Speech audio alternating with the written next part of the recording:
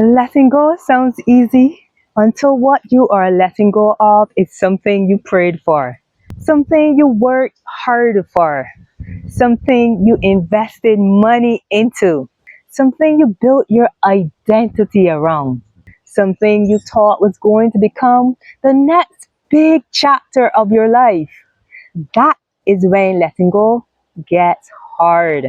Because now it's not just about walking away from something, it feels like you are walking away from the time you spent, the money you invested, the sacrifices you made, the hope you carry, and the version of your life you thought will finally happen.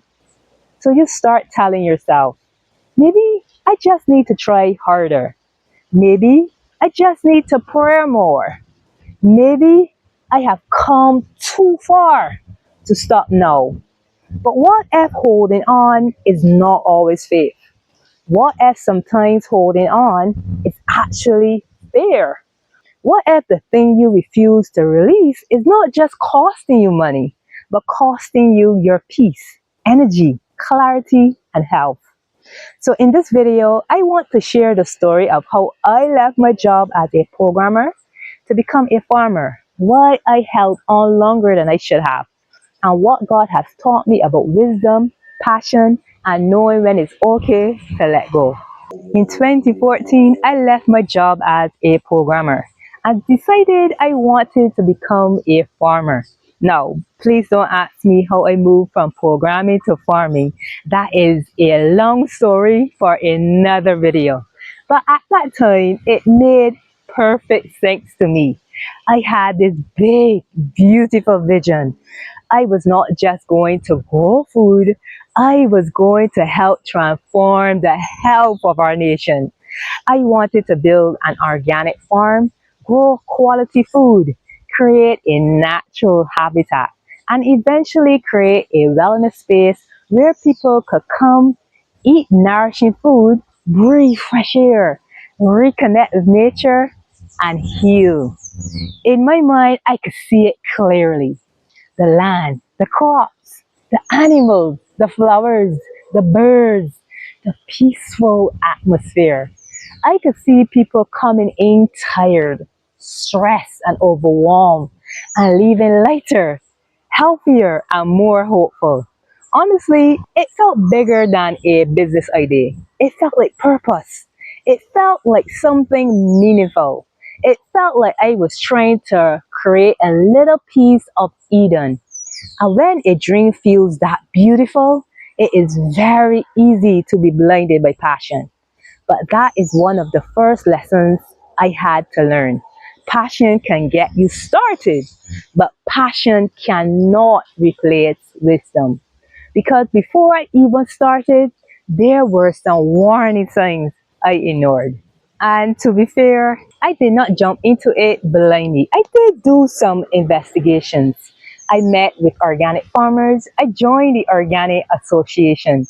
I asked questions. I listened. I wanted to understand what I was getting into. But the more I listened, the more I started hearing the same kind of stories. Farmers were struggling. They were dealing with pests, weather, perennial larceny, lack of support, low interest in organic produce because of the higher cost, difficulty getting tractor services, limited technical help with organic farming methods. One farmer talked about losing money on his crops for the last few years. Another talked about the constant struggle with monkeys. Another talked about how hard it was to get the right support at the right time. And I would listen, I would nod, I would take it all in. But somewhere in my mind, I would still say, man, I can make this work. And maybe you have done that too. The evidence is there, the warning signs are there. People with experience are telling you this is hard. But because the dream is so strong, you convince yourself that will not be my story. I thought, I am educated, I am disciplined, I am determined, I can figure this out. But looking back now, I can see that I was operating from inexperience and maybe even pride. Because sometimes we do not ignore warning signs because we are confident. Sometimes we ignore them because our emotions are clouding our thinking. And that is a dangerous place to be. Now, when emotions are high, it is easy to dismiss wisdom as negativity. When you are excited about a dream, you do not always want persons to caution you. You want confirmation. You want people to tell you, yes, this is going to work. But Solomon says in Proverbs, wisdom is the principal thing. Therefore, get wisdom, and with all thy getting, get understanding. And that matters because in the Hebrew tradition, wisdom was not just about having knowledge. Wisdom was not something people were expected to figure out alone.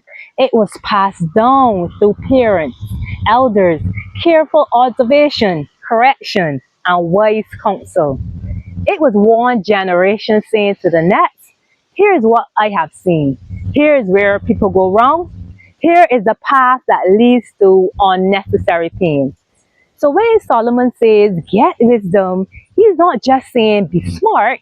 He is saying do not build your life on passion alone. Seek understanding. Learn from those who have walked the road before you. And wisdom is not only learning from people who struggled, it's also learning from people who have successfully done what you are trying to do. Now, in my case, I had spoken to farmers. I had heard the struggles, but I did not really have a clear success story in front of me.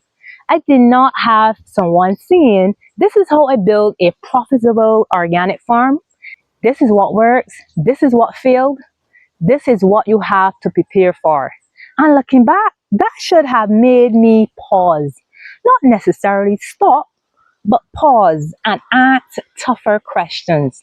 Also look for some proof of concept before moving forward so heavily. Because sometimes the absence of a success pattern is also information. It does not mean the dream is impossible, but it may mean you may need more wisdom, more understanding, more support, and a proof of concept before you keep investing so much of yourself in it. But anyhow, I started. And when I say I poured myself into it, I really mean that. Early mornings, I was there. Evenings, I was there. Weekends, I was there.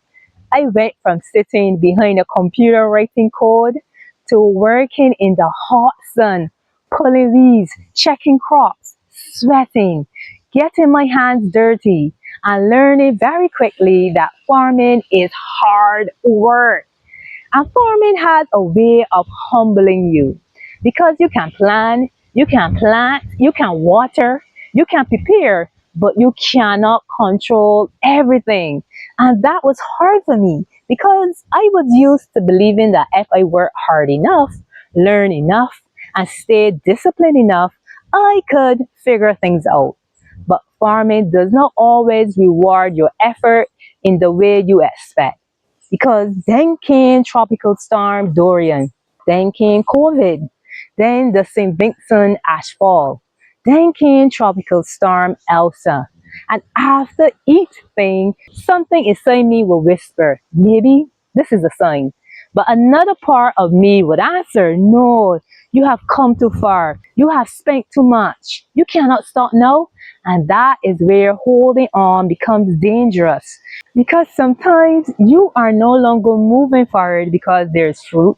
You are moving forward because you are afraid of what it would mean to stop. And that is where letting go gets complicated. Because sometimes what you are holding is not just a thing, it is a dream, it is an identity, it is the money you spent, it is the time you give, it is the sacrifices you made, it is the version of your life you were still hoping would happen. And in my case, it was not just holding on to a farm, I was holding on to the wellness center, the organic food, the healing space, the people I imagined helping. and the purpose I thought this dream was connected to. And so every time I thought about walking away, it felt like I was admitting that I had failed. And there is actually a name for this. It is called sunk cost. Now, sunk cost is when you keep investing in something, not because it's still producing, but because you have already invested so much. But the question to ask is not only how much I have already put into this, the better question is how much more will this cost me if I keep holding on? Because sometimes holding on becomes more expensive than letting go. Not just financially, but emotionally, physically, mentally, spiritually. I know that does not mean you should quit the moment something gets hard. Some things do require endurance. Some things require patience. Some things require prayer and time. But there is a difference between something stretching you and something slowly draining you. And that is where I had to become honest with myself. Was I still holding on because God was asking me to keep going? Or was I holding on because I was afraid of what it would mean to let go? Afraid of starting over, afraid of looking foolish, afraid of admitting I miscalculated. Because sometimes God is not asking you to abandon the vision, sometimes He is asking you to release the form you thought it would take. Sometimes the dream is not wrong, sometimes the timing is wrong, sometimes the conditions are wrong, sometimes the strategy is wrong. Sometimes the version of you who started a dream did not yet have the wisdom, support, resources, or structure needed to carry it well. But that does not mean the season was wasted. For me, it taught me humility, patience, the need for wisdom, the importance of a mentor. So letting go did not mean the dream had no value. It meant I had to stop forcing it to become something it was no longer becoming. And maybe for you, it is not a farm. It might be a career you thought you would continue in, a business idea you thought would finally work, a friendship you thought would last forever. Because sometimes we are not only grieving what happened, we are grieving what we thought would happen, the life we pictured, the outcome we expected, the role we thought someone would play, the version of ourselves we thought that season would create. And when that picture starts falling apart, it can feel like failure. But sometimes it is not failure. Sometimes it is redirection. Sometimes it is wisdom finally helping you see what passion they not want to admit. So maybe the question is not, did I fail? Maybe the better question is, what did this season teach me? What wisdom am I taking with me? What skills do I need to develop? What would I do differently next time? Because sometimes we do make mistakes. Sometimes we miscalculate. Sometimes we move too fast. Sometimes we allow passion to lead us instead of wisdom. But the goal is not to keep paying for the same mistake just because you already invested so much. The goal is to learn from it, grow from it, develop the skills you lack, and come back wiser, stronger, and more prepared. So if you are holding on to something that is no longer producing life in you, ask God for wisdom. Look at the evidence. I want you to be honest about the cost.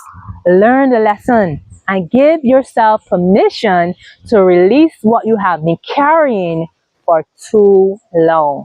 Because sometimes letting go is not failure. Sometimes letting go is how you start repeating the same pattern. You are not starting over from zero. You are starting now with wisdom. So are you tired of feeling tired? Well, I'm looking for a few purpose-driven women ready to become proof of what is possible with more energy, clarity and focus in the next 60 days. So click the link below to join our upcoming challenge. See you inside.